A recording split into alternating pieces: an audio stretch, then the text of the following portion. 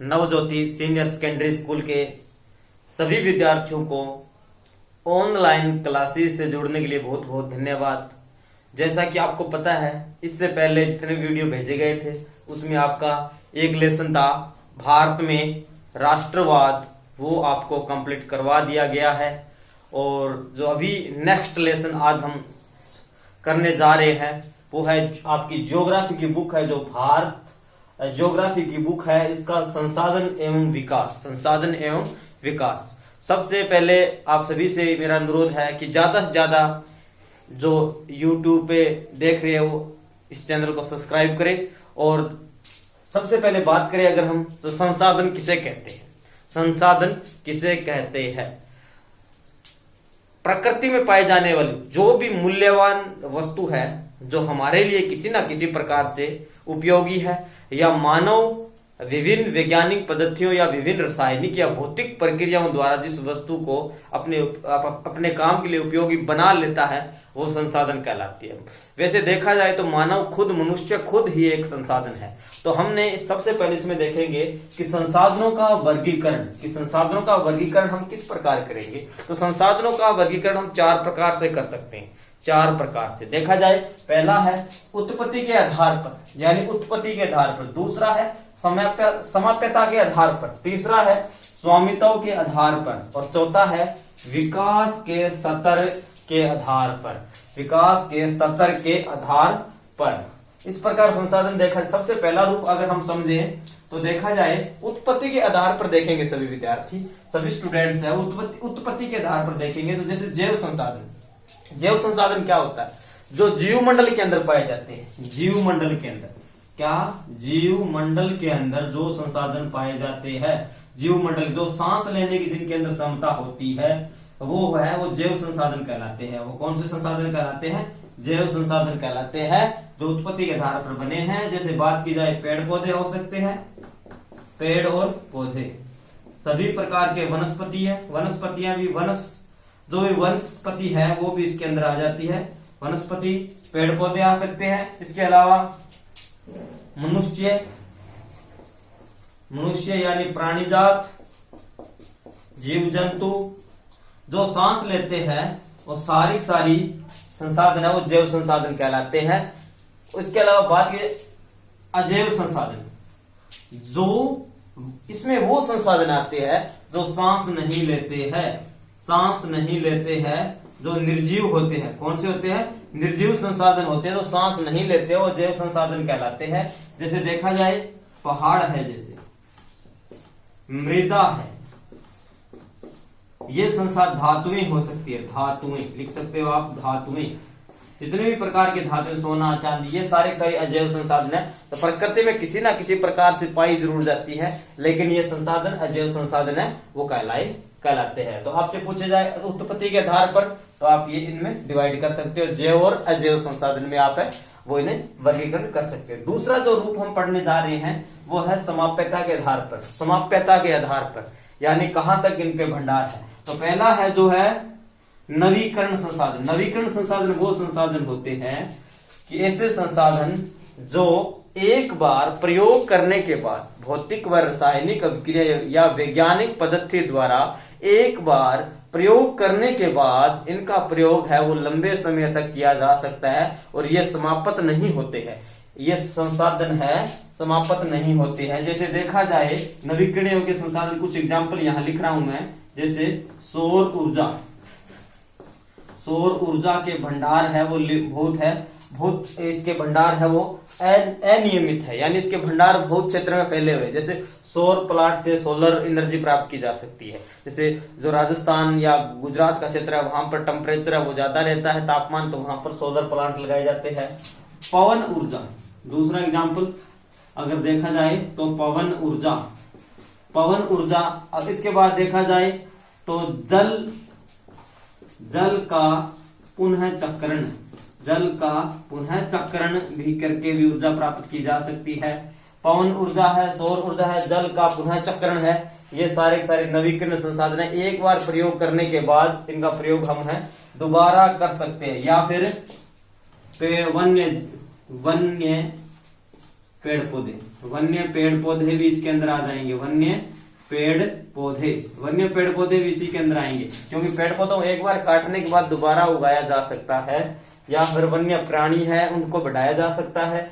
जल का अशुद्ध जल होता है, महासागरीय जल होता है, समुद्री जल होता है, उसको शुद्ध करके दोबारा प्रयोग में लाया जा सकता है। सौर ऊर्जा को प्लांट है वो दोबारा लगाया जा सके, पवन ऊर्जा से पंचचक्की चलाई जा सके, इसलिए ये संसाधन है वो नवीकरण संसाधन कहलाते हैं। एक बार प्रयोग करने के बाद में दोबारा ही प्रयोग कर सकते हैं। आगे जो दूसरा इसी का रूप है, दूसरा रूप देखेंगे आप, वो है अनवीकरणीय, यानी वैज्ञानिक व भौतिक प्रक्रिया या रासायनिक प्रक्रियाओं द्वारा इन संसाधनों को तैयार किया जाता है, लेकिन एक बार प्रयोग करने के बाद इन संसाधनों का दोबारा प्रयोग करना मुश्किल है, इन्हें बनने में कई वर्ष लग जाते हैं। यानी वैज्ञानिकों की अगर माना जाए तो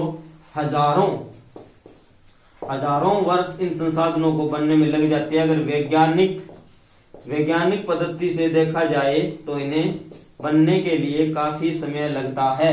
यानी इसके अंदर एग्जाम्पल देखे जाए तो आ जाएंगे जीवाश्म ईंधन के रूप में इन संसाधनों के एग्जाम्पल देखे जा सकते हैं। जीवाश्म ईंधन एक बार प्रयोग करने, जैसे पेट्रोलियम पदार्थ है, जितने भी पेट्रोलियम पदार्थ हैं वो सारे जीवाश्म ईंधन है। इन्हें एक बार प्रयोग करने के बाद दोबारा बनाना बहुत ही मुश्किल होता है, इन्हें बनने में काफी समय लगता है, इसलिए इसे अनवीकरणीय संसाधन कहा जाता है। जो दूसरा पार्ट हमने किया समाप्यता के आधार पर। आगे बात की जाए अगर तीसरे रूप की, वो आपको मैंने पहले बताया था, स्वामित्व के आधार पर संसाधनों का वर्गीकरण हम करेंगे। जैसे इसमें अगर बात की जाए व्यक्तिगत संसाधन क्या होते हैं? व्यक्तिगत संसाधन वो संसाधन होते हैं जो स्वयं का होता है, तो मनुष्य का स्वयं का होता है, खुद का होता है, जिसके अंदर घर हो सकता है, उसका मकान हो सकता है, उसका भूखंड हो सकता है, कोई भी भूखंड हो सकता है, उसके प्लांट है वगैरह वगैरह ये हो सकते हैं, खुद की दुकान हो सकती है, खुद की जमीन हो सकती है। यानी एक ही बंदे के रजिस्टर्ड होती है, जो वो एक व्यक्तिगत संसाधन होता है जो स्वयं का, जैसे अपना घर है, ये व्यक्तिगत संसाधन। सामुदायिक संसाधन वो संसाधन जो पूरे समुदाय जिसका प्रयोग करता है, जो जैसे खनिज के भंडार है, पेट्रोलियम के भंडार है। इसके अलावा समुदाय में अगर देखा जाए गांव के जो भी गांव की पंचायत घर है, गांव का अगर बात की जाए पंचायत घर भी हो सकता है, पंचायत घर भी इसके अंदर आ सकता है। गांव का पंचायत घर हो सकता है, शमशान भूमि हो सकती है, पंचायत की जमीन गोचर भूमि भी हो सकती है, गोचर या सामिलात की भूमि भी हो सकती है, सामिलात की भूमि जो गांव में छोड़ी जाती है। इसके अलावा गांव का मेन चौक हो सकता है, गांव के चौक हो सकते हैं, पंचायत घर हो सकता है, राजीव गांधी केंद्र हो सकता है, नगर पालिका दफ्तर हो सकता है, बीडीओ दफ्तर हो सकते हैं, ये समुदाय अस्पताल हो सकते हैं, बैंक हो सकते हैं। यानी ये सामुदायिक संसाधन के अंतर्गत हम इसे बांट सकते हैं। अगर बात की जाए आगे राष्ट्रीय संसाधन क्या होते हैं, जो पूरे राष्ट्र हमारे राष्ट्रीय संसाधन है, जिसे आप जानते हो, जिस पर हमारा सबका अधिकार है, राष्ट्रीय संसाधन कहलाएंगे। अगर बात की जाए रेलवे, बस सेवा है, रेलवे सेवा है, ये क्या संसाधन? राष्ट्रीय संसाधन है। बैंकिंग सेवा है, ये आरबीआई की सेवा राष्ट्रीय संसाधन है। ये सड़कें हैं, राष्ट्रीय संसाधन है। यानी देश की नदियां हैं, राष्ट्रीय संसाधन है। देश के पहाड़ है, राष्ट्रीय संसाधन है, तो ये राष्ट्रीय संसाधन है कहलाते हैं। देश की नदियां हो सकती है, देश के पहाड़ हो सकते हैं, देश के रेलवे स्टेशन हो सकते हैं। देश के अंदर जो भी संसाधन जो मानव के लिए, पूरे मानव के लिए उपयोगी होता है, वो क्या संसाधन है? वो राष्ट्रीय संसाधन है, वो कहलाते हैं। जिसमें अगर रेलवे, बस स्टैंड, बस सेवा, परिवहन सेवा हो सकती है, सड़कें हो सकती है, ये हमारे क्या है? राष्ट्रीय संसाधन है, ये माने जाएंगे। आशा करता हूं ये आपको समझ आया होगा। आगे जो इसका इसी का एक रूप है अंतरराष्ट्रीय संसाधन, इंटरनेशनल जो रिसोर्स है, अंतरराष्ट्रीय संसाधन है जो, उसके अंदर क्या आते हैं? वो संसाधन जिस पूरे विश्व का हक होता है। जिसमें बात की अंतरराष्ट्रीय में क्या बात की जा सकती है? समुद्र है, समुद्र है, महासागर है जो विद्यार्थियों ध्यान देंगे, महासागर है वो क्या है? सभी उन पर, महासागर पर सभी का अधिकार है। परिवहन जो एक राज्य, एक देश की सीमा से दूसरे देश की सीमा को जोड़ता है, एक देश की सीमा को और दूसरे देश की सीमा को सड़कों द्वारा जोड़ते हैं, सड़कों द्वारा जो जोड़ते हैं वो संसाधन कौन से है, वो भी अंतर्राष्ट्रीय संसाधन होते हैं। कई बार क्या होता है, यूरोपीय देशों के साथ जैसे एशिया महाद्वीप जुड़ा है लेकिन सड़कें बिछी हुई है, तो वो संसाधन अंतर्राष्ट्रीय सड़कें हैं। इसके अलावा ये वायुयान के जो मार्ग बने आकाश के अंदर, वायुयान के जो मार्ग बने हैं, तो वो भी आकाश के अंदर आप देखिए, आसमान के अंदर जो हवाई जहाज उड़ते हैं वो भी कौन संसाधन कहलाते हैं, अंतर्राष्ट्रीय संसाधन कहलाते हैं। इस प्रकार हमने बांटा संसाधन स्वामित्व के आधार पर व्यक्तिगत संसाधन, सामुदायिक पूरे समुदाय का हक होता है, उद्योग हो सकता है, राष्ट्रीय संसाधन देश की रेलवे सेवा हो सकती है, बैंकिंग सेवा हो सकती है, अंतर्राष्ट्रीय संसाधन में समुद्र आएगा और उसके दूसरे देशों, यूरोप के देशों में सड़कें जोड़ती है वो संसाधन हो सकते हैं, और रेलवे हो सकती है, और अंतर्राष्ट्रीय अंदर समुद्र आएगा, वायुयान सेवाएं आएगी, वायुयान के जो मार्ग है वो आकाश में बने हुए, और एक दूसरे देशों से जोड़ने वाले प्रमुख सड़कें हैं वो इसके अंदर आ जाएगी, वो है अंतर्राष्ट्रीय संसाधन। अब हम चौथे रूप की बात करेंगे, जो अंतिम जो चौथा रूप है संसाधनों का वर्गीकरण में अगर हम देखेंगे, वो है विकास के स्तर के आधार पर। विकास के स्तर के आधार पर ही हम संसाधनों का वर्गीकरण है वो किसी ना किसी प्रकार से कर सकते हैं। जैसे देखा जाए, पहला है संभावी संसाधन। संभावी कहने का अर्थ है इनके भंडार है वो संभव हो सकते हैं, इनका प्रयोग हम किसी ना किसी प्रकार से इनका प्रयोग है वो कर सकते हैं। अगर देखा जाए संभावना है इनकी, जैसे देखा जाए जल है, अगर जल की बात की जाए, जल ऑक्सीजन और हाइड्रोजन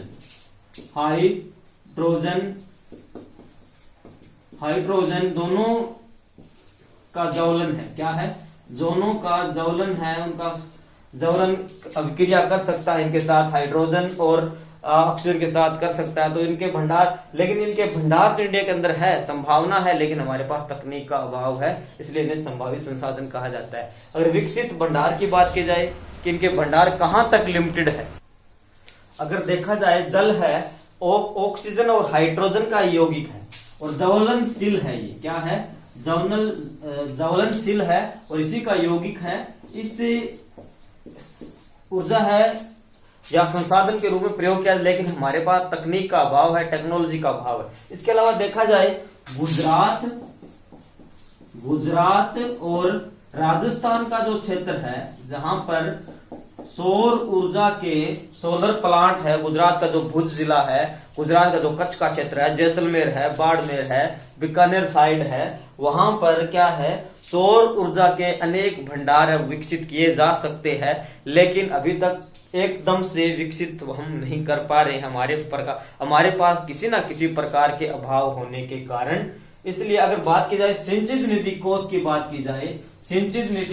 बात की जाए तो हमारे पास अभी नदियों, रिवर्स है, जितनी भी गंगा है, ब्रह्मपुत्र है, कोसी है, चेनाब है, गोदावरी है, कृष्णा है, इन नदियों के जल से बिजली उत्पादन की जा सकती है। वन भी है और अन्य प्रकार के कई संसाधन ऐसे हैं जो देश के अंदर हम बिजली का उत्पादन या किसी प्रकार का संसाधन में प्रयोग कर सकते हैं, लेकिन अभाव होने के कारण विकास स्तर के आधार पर संभावी और विकसित संसाधनों हम इन्हें बांट सकते हैं। तो संसाधन के 4 रूप हमने किया है और आपको ये कार्य है ये अच्छी तरह समझना है इस वीडियो को, और आपको यह कार्य करना है। तो सबसे पहले मैंने बांटा था उत्पत्ति के आधार पर, दूसरा मैंने बांटा था समाप्यता के आधार पर, तीसरा मैंने बांटा था स्वामित्व के आधार पर, और चौथा है विकास के स्तर के आधार पर।